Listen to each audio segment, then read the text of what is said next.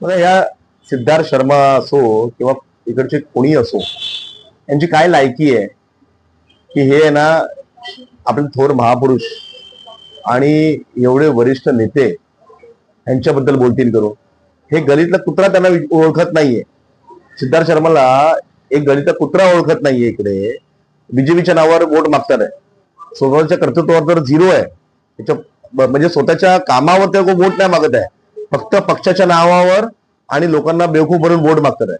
आणि आता इलेक्शनच्या पहिले, म्हणजे इलेक्शन व्हायच्या पहिले एवढा यांना घमंड आलाय की आता त्यांना अतुल बेनकर पेक्षा पण मोठं व्हायचंय, की ज्याच्यामध्ये ते डायरेक्ट आदित्य ठाकरे, उद्धव ठाकरेजी यांचा अपमान करतात आहे. म्हणजे सरळ आहे की ह्यांना इकडे जनतेचा सेवक व्हायचा नाहीये, ह्यांना इलेक्शन लढून नेता बनायचंय. म्हणजे नेतागिरी करायची, बिल्डरची दलालीगिरी करायची आहे फक्त. तुम्हाला माहिती असेल की इकडे भरपूर परिसर असे आहेत की जिकडे या बीजेपींना, या सिद्धार्थ शर्माला उभं ठेवत नाहीयेत. आज तुम्ही रोहिदास नगर मध्ये गेलात, त्यांचं चिंदी मार्केट उठवायला निघाला होता. तिकडे बाकीच्यांना सांगतो की कोई भी अगर बैठेगा तो मेरे को बताओ करके.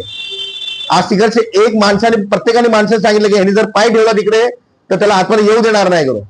आज नॅपच्यून बिल्डिंग असू द्या, वल्लभ योग असू द्या, अशा अनेक बिल्डिंग आहेत की जिकडे हातपाय जोडून आतमध्ये जावं लागतंय की आम्हाला येऊ द्या, नाही तर तिकडे त्याला चपलांचे हार घालणार होते. आज त्याची लायकी मालाड ईस्ट मध्येच नाहीये. आणि आज त्याला एवढं मोठं झालंय की तो उद्धवजी आणि अजयजी बद्दल बोलतोय. आज तो बाळासाहेबांचा अपमान करतोय, मराठी अस्मितेचा अपमान करतोय. प्रत्येक मराठी माणूस यावेळी याला दाखवून देणार इलेक्शन मध्ये. एकही माणूस याची दादागिरी, याची हे जे चालून घेणार नाहीये. ह्याला पहिले पण भरपूर ठेचलंय आणि पुढे पण असं ठेचत राहणार. सर्व माझ्या बहिणींना, माझ्या भावांना, प्रत्येक मराठी माणसांना हे सांगू इच्छितो की अशी जर लोक आपल्या परिसरामध्ये निवडून आले तर उद्या आपल्याला पायाखाली ठेचून काढतील. ह्याच्या पहिले पण मी ह्या लोकांबरोबर भरपूर लढलोय.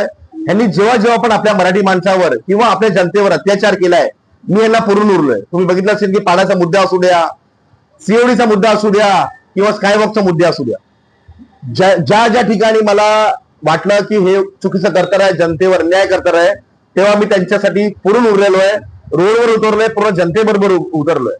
ह्याच्या पुढे पण मी असाच, त्याच आक्रोशाने या सगळ्या लोकांना ठेचून काढणार, ह्यांच्या विरोधामध्ये उभा राहणार.